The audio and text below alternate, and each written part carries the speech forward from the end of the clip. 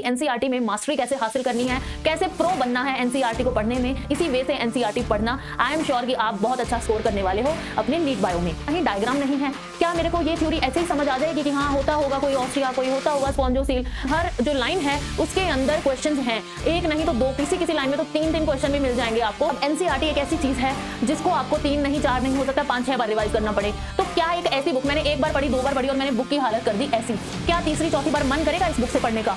मेरा तो नहीं करेगा। तो जहां से भी कंटेंट मिलता है पढ़ो, रिवाइज करो, प्रैक्टिस करो।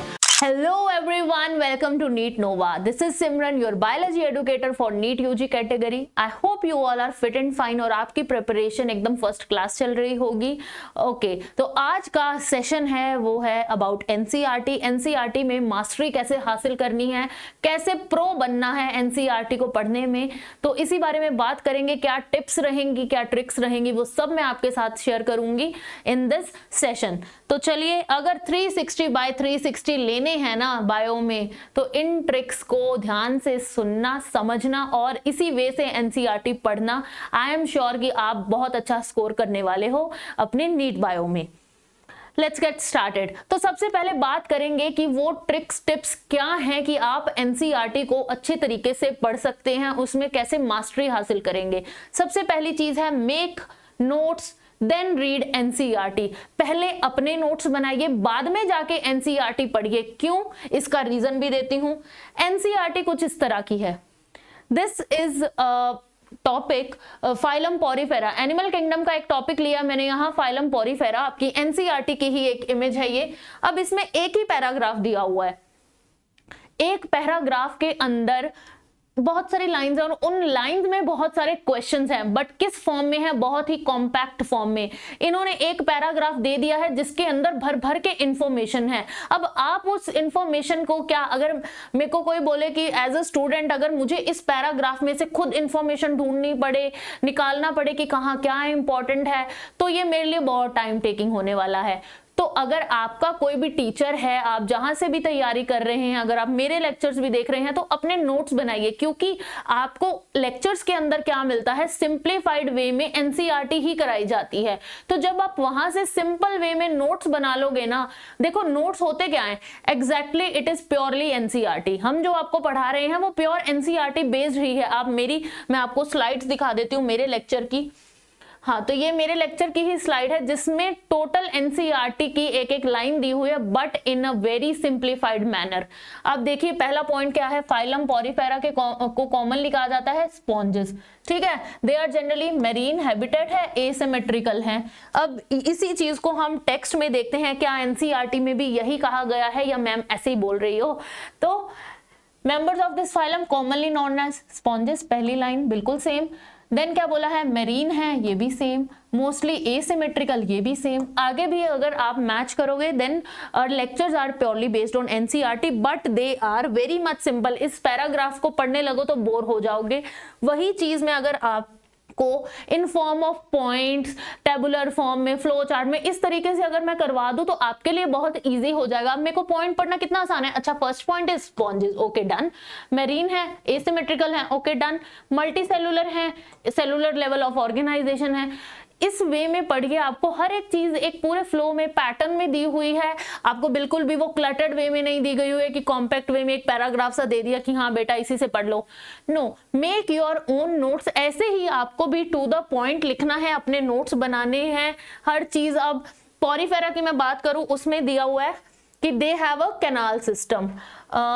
Here it is written, sponges have water transport और canal system। जहां इसका प्रोसेस तो लिख दिया, वाटर एंटर्स थ्रू ऑस्टिया है, स्पॉन्जोसील है, ऑस्क्यूलम है, पर कहीं डायग्राम नहीं है। क्या मेरे को ये थ्योरी ऐसे ही समझ आ जाएगी कि हाँ होता होगा कोई ऑस्ट्रिया, कोई होता होगा spongocoel, but what your teacher do is कि इस चीज को आपको अच्छे से एक्सप्लेन करता है टीचर। कहीं से भी आप पढ़ रहे हैं, मेक श्योर कि आप नोट्स जो हैं बनाएं। अब इसी चीज को I have added a diagram. ठीक है, आपको दिख रहा है कि हाँ ये ऐसा स्ट्रक्चर होता है, यहाँ होता है ऑस्टिया, यहाँ ऑस्क्यूलम है, ये है स्पॉन्जोसील। हर चीज आपको डिटेल में कराई जाती है in your class, in your lecture. तो आप जब अपनी क्लास के नोट्स बनाओगे ना, आप बहुत बेटर, बहुत डिटेल्ड, अच्छी अंडरस्टैंडिंग लेके जाओगे वहां से। फिर आप एनसीईआरटी, अब मेरे को ये पता है ठीक है, मैंने पहले डायग्राम सपोज कर लिया, मुझे प्रोसेस पता है, तब मैं जाके अगर एनसीईआरटी की थ्योरी पढ़ूंगी तो मुझे बहुत बेटर वे में समझ आएगा। सो आई रेकमेंड कि पहले नोट्स फिर एनसीईआरटी पढ़िए, फिर आपको बहुत बेटर वे में समझ आएगी। ओके, नेक्स्ट पॉइंट है कि एनसीईआरटी में से आप क्वेश्चन पूछिए। Look for questions in the text. NCERT का जो टेक्स्ट है उसमें से अब आपको क्वेश्चंस खुद ढूंढने हैं। आपको सोचना है एक एग्जामिनर की तरह कि अगर आप एग्जामिनर होते तो आप किस तरह के क्वेश्चंस देते एनसीईआरटी में से। मैं आपको एनसीईआरटी पकड़ा दूं, इसमें से क्वेश्चन पेपर बनाओ, तो आपको उस वे में सोचना है, हर लाइन देखनी है कि इस लाइन में क्या क्वेश्चन बन सकता है। तो चलिए उसी पैराग्राफ की एक एग्जांपल ले लेते हैं। मेंबर्स ऑफ फाइलम पॉरीफेरा जो है उसके मेंबर्स को बोला जाता है स्पॉन्जेस। तो सबसे पहले बात आती है कि क्या नाम दिया गया है other name of members of phylum Porifera. तो आंसर है स्पॉन्जेस। आपका पहला क्वेश्चन यहां बन गया। इसको ऑपोजिट वे में भी दे सकता है, स्पॉन्जेस जो है वो किसका कॉमन नाम है, तो वहां आंसर आ जाएगा पॉरीफेरा। ये आपका दूसरा क्वेश्चन हो गया। अभी एक ही लाइन पढ़ी और दो क्वेश्चन बन गए। Next line, they are generally marine. Habitat कैसा है, marine. Your question number third. Mostly asymmetrical animals. Question number 4, कैसी सिमेट्री होती है पॉरीफेरन के अंदर, एसिमेट्रिकल होते हैं वो। These are multicellular, primitive multicellular animals। कौन से एनिमल्स हैं या किस फाइलम के एनिमल्स को प्रिमिटिव मल्टीसेलुलर ऑर्गेनिज्म कहा गया है? Then your answer will be porifera. This is again a question. इनके अंदर किस लेवल की ऑर्गेनाइजेशन है? Then this is cellular level of organisation. Question number 6। हर क्वेश्चन, हर जो लाइन है उसके अंदर क्वेश्चंस हैं, एक नहीं तो दो, किसी किसी लाइन में तो 3-3 क्वेश्चन भी मिल जाएंगे आपको। You have to think like an examiner कि अगर आपको मैं ये पकड़ा दूं तो आप क्या इस तरह से क्वेश्चंस ढूंढ सकते हो। आपको खुद क्वेश्चंस ढूंढने पड़ेंगे, उनके आंसर्स देखने पड़ेंगे। अपने आप को सोचिए कि इस लाइन में भी क्वेश्चन है, इस लाइन में भी क्वेश्चन है। तो उस तरह से एनसीईआरटी पढ़ोगे ना तो कभी भी डगमगाओगे नहीं। ठीक है, नीट में अगर बायोलॉजी की तैयारी करनी है तो एनसीईआरटी को इसी पैटर्न में पढ़ना पड़ेगा। अपने नोट्स बनाइए, उसके बाद जब एनसीईआरटी पढ़ेंगे एक बार रिवाइज कर लीजिए, पढ़ लीजिए, उसको नोट्स के साथ रिलेट करिए। फिर जब आप एनसीईआरटी पढ़ोगे तो फिर आपको बन जाना है एक एग्जामिनर। एक क्वेश्चन पूछना है अपने आप से कि कैसे, कौन सा क्वेश्चन कहां से बनेगा। ठीक है, then you have to ask question, look for the questions in the text. Next thing जो सबसे ही इंपॉर्टेंट है, ये हालत मत करो अपनी एनसीईआरटी की। What you need to avoid is don't do this condition of your book. अब एनसीईआरटी एक ऐसी चीज है जिसको आपको 3 नहीं, 4 नहीं, हो सकता 5-6 बार रिवाइज करना पड़े। तो क्या एक ऐसी बुक मैंने 1 बार पढ़ी, 2 बार पढ़ी और मैंने बुक की हालत कर दी ऐसी, क्या तीसरी चौथी बार मन करेगा इस बुक से पढ़ने का? मेरा तो नहीं करेगा। I don't know about you guys, I hope कि आपका भी नहीं करेगा एक ऐसी बुक से पढ़ने का। नीट एंड क्लीन रखिए। जब आपने अपने नोट्स ही बना लिए एनसीईआरटी के जैसे, बिल्कुल जो एनसीईआरटी वाली चीज है वही नोट्स में है, तो क्यों आपको ऐसा रंग बिरंगा सब कुछ करना है एनसीईआरटी में?